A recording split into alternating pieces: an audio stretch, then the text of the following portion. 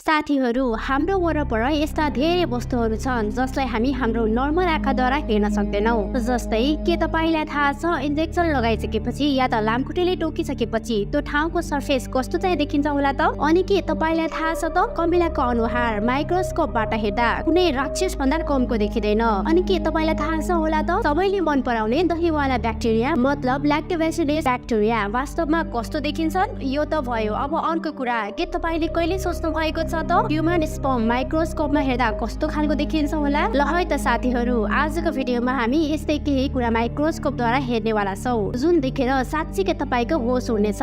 So video अन्तिमसम्म हेरेर comment गर्न नभुल्नु होला है त। नम्बर 1, गार्डनको घाँस त देख्नु नै भएको होला हैन त, जसलाई तपाई दिनहुँ खुट्टाले कुल्चाउँदै पनि हेर्नुहुन्छ। तर यो घाँसलाई माइक्रोस्कोपबाट हेर्नु भयो भने तपाईलाई यो घाँससँग फ्रेन्डशिप गर्ने मन हुन्छ होला, किनकि माइक्रोस्कोपमा घाँस यसरी स्माइल गरिरहेको दृश्यले तपाईको मन नै लोभ्याउँछ। हेर्दा पनि यस्तो लाग्छ कि तपाईलाई नै वेलकम गर्नको लागि यो घाँस यहाँ छ। यदि तपाई नर्मल आँखाबाट यसलाई हेर्न सक्नुहुन्थ्यो भने सायद सधैँ तपाईको मुड यत्तिकै नै राम्रो हुन्थ्यो होला। So keep smiling. नम्बर 2, हुन त हामी मानव जातिको जिब्रो हेर्दा एकदम नै स्मुथ देखिन्छ अनि यसले तपाईले खाएको खानाको टेस्ट पनि लिन्छ। तर के तपाईले कहिले सोच्नु भएको छ माइक्रोस्कोपमा यो जिब्रो कस्तो देखिन्छ होला? ल आउनुस्, आज म तपाईलाई देखाउँछु। ल हेर्नुस् त, यदि तपाईले माइक्रोस्कोपबाट आफ्नो जिब्रो हेर्नुभयो भने तपाईले यस्तै काँडो उम्रेको जस्तो देख्नुहुनेछ। अझ यो भन्दा नि बढी जुम गरेर हेर्नुभयो भने यो जिब्रो कुनै समुद्रको फेदमा भएको रुख बिरुवा जस्ता देखिन्छन्। यो उठेका काँडा जस्ता देखिने नै तपाईको जिब्रोको टेस्ट बड्स हुन् र यिनीहरूले नै तपाईको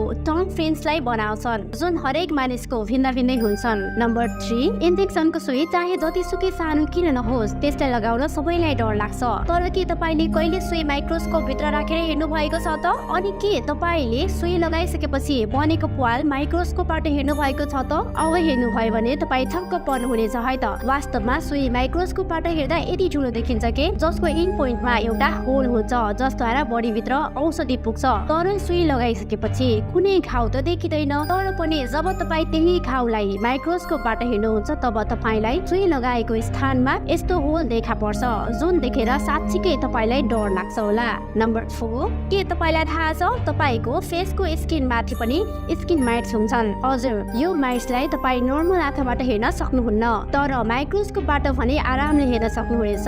जस्तै तपाई हेर्न सक्नुहुन्छ यो माइट्सको सेप लामो हुन्छन् अनि अघिल्लोतिर यसको खुट्टा जस्तो पनि देखिन्छ। ह्युमन स्किनमा माइट्स हुनु नर्मल कुरा हो, यसबाट कुनै नोक्सान हुँदैन। तर कहिलेकाहीँ इम्युन सिस्टम इम्ब्यालेन्स भएर नर्मल स्किन प्रब्लम्स जस्तै एक्ने, रेडनेस यस्तै भइराख्छ।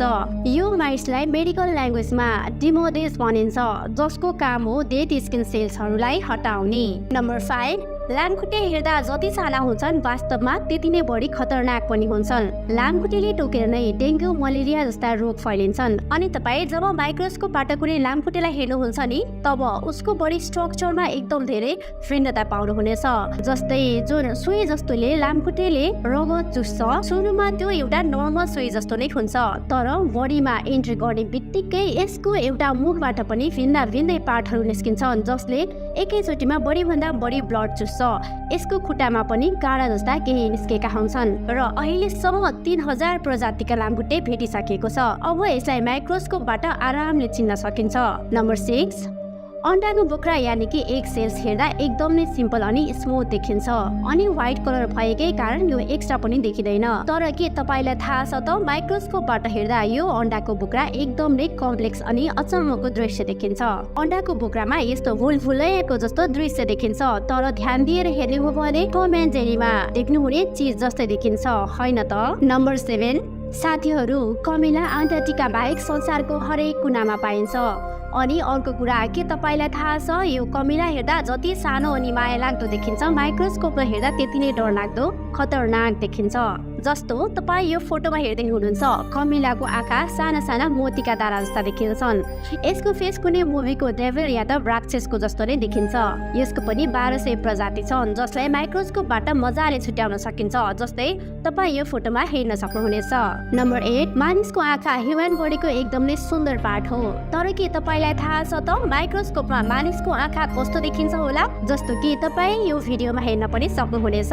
मानिसको आँखाको स्ट्रक्चर एकदम नै एकदमै कम्प्लिकेटेड हुन्छ। जब तपाईको आँखा यो माइक्रोस्कोपको फोटोमा पर्छ तब तपाईलाई यो कुनै दुनोट जस्तो लाग्ला, तर यसलाई अझै गहिरिएर हेर्ने हो भने यो एउटा युनिभर्सको ब्ल्याक होल जस्तै देखिन्छ, किनकि वास्तवमा ह्युमन आएको एउटा भाग खाली खाली नै हुन्छ। यसको काम हो लाइटलाई हाम्रो आँखाभित्र अलाउ गर्नु अनि रेटिनातिर फोकस गर्नु पनि हो।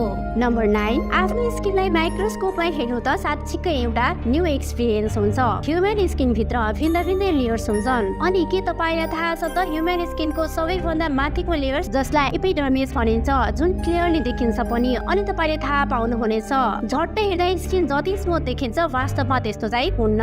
स्किन अलग अलग प्याटर्नबाट बनेका हुन्छन्। जब तपाई स्किनलाई अझै जुम गरेर हेर्नुहुन्छ तब तपाईलाई स्किनबाट निस्कने पसिना पनि देखा पर्छ। नम्बर 10, यो कुरा थाहा नहुने त एकदम कम होलान्। कुरा के भने दही ब्याक्टेरियाबाट नै बनेको हुन्छ, तर त्यो ब्याक्टेरिया ल्याक्टोबेसिलस नामको ब्याक्टेरिया हो, अनि त्यो ब्याक्टेरियालाई तपाई हामी मध्ये निकै कमले मात्र देखेका होलाउ, किनकि यसलाई माइक्रोस्कोपबाट मात्र हेर्न सकिन्छ। दही भित्र यस प्रकारका मुभिङ ब्याक्टेरिया हुन्छन्। छुट्टा छुट्टै रेजोल्युसन वाला माइक्रोस्कोपबाट यो ब्याक्टेरियाको इमेज पनि अलग अलग नै देखिन्छ। हुन पनि यति सजिलै दहीमा ब्याक्टेरिया देखिने भयो भने त सायद तपाई स्वाद लिएर मजाले दही त पक्कै पनि खानुहुन्न थियो होला, होइन त? नम्बर 11, आँखाको परेला आँखाको माथि नै हुनुको एउटा इम्पोर्टेन्ट पर्पज हुन्छ। आइलासेस यानि कि परेलाले आँखाभित्र ससाना ब्याक्टेरिया तथा धुलो जान नदिन निकै महत्त्वपूर्ण भूमिका खेलेको हुन्छ।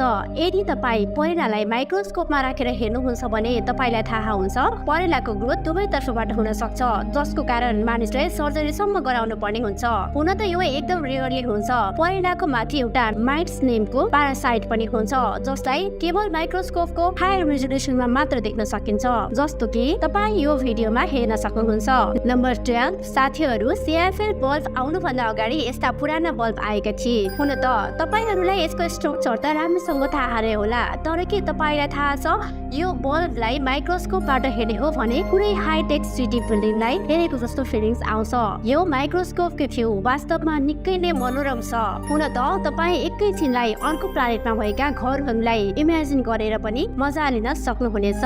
नम्बर 13, तपाई जुन पेट्सलाई दिनभर माया गर्नुहुन्छ या त किस नै गरिराख्नुहुन्छ, के तपाईलाई थाहा छ त्यही पेट्सको कपाललाई माइक्रोस्कोपमा हेर्दा कस्तो देखिन्छ होला? डग्स र क्याट्सको कपाल माइक्रोस्कोपमा हेर्दा यस्ता रेसादार धागो जस्ता देखिन्छन्, अनि डग्सको कपालमा किराहरू छन् भने तिनीहरू यस्ता देखिन्छन्। यिनीहरू डगको स्किनमा टाँसिएर रहेका हुन्छन्, जसले गर्दा डग्सलाई चिलाउँछ पनि। त्यसैले पनि डग्सलाई रेगुलरली नुहाइदिनु पर्छ, किनकि यो बिमार फोहोर भएकै कारण आउँछन्। नम्बर 14, लिपस्टिकले ओठलाई निकै सुन्दर बनाउँछन्, तर के तपाईले लिपस्टिकको माइक्रोस्कोप भ्यू हेर्नु भएको छ? यो अलि डर लाग्दो नै देखिन्छ है। यो हेर्दा पनि कुनै भूतहरूको घर जस्तो देखिन्छ, होइन त? जहाँ रगत नै रगत मात्र छ। गहिरिएर सोच्ने हो भने पनि लिपस्टिकको मटेरियल यस्तो स्मुथ नै हुँदैन जति टेकमा देखिन्छ। नम्बर 15, के तपाईले ह्युमन स्पर्म माइक्रोस्कोपमा हेर्नु भएको छ? यो भिडियोमा ससाना माछा जस्ता पौडिरहेको देखिरहनु भएको छ नि, हो यही नै मेल स्पर्म हो, जसभित्र अर्को जीवनको क्षमता हुन्छ।